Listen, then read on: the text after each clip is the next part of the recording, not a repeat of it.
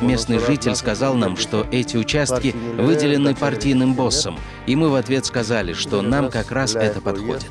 Мы вернули землю, которую считаем по праву нам положенной. Это дачи. Прокурор себе дачи строит. Прокурорские дачи здесь подсказывают.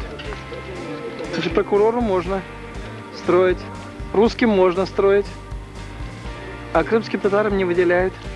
И даже участок для того, чтобы построить себе. Нет возможности выделить.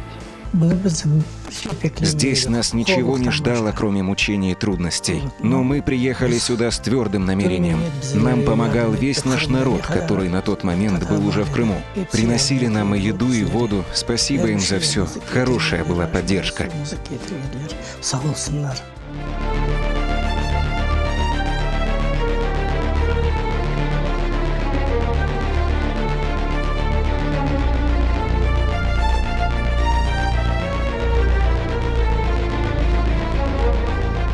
Под утро, часа в 4 со стороны Дачного, мы увидели колонну, очень длинную колонну, которая, как выяснилось, шла к нам.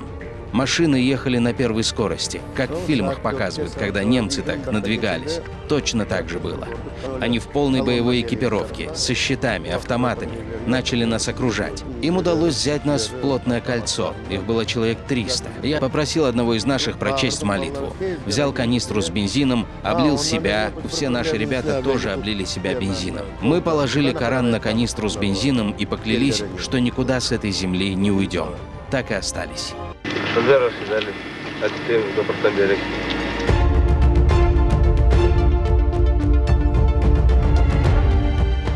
Тогда мы сказали, что отсюда никуда не уйдем. Мы смогли и дождались команды их руководства отступить.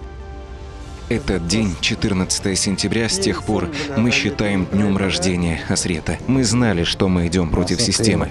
Ведь никого в Крым не пускали. Надежда была только на Аллаха.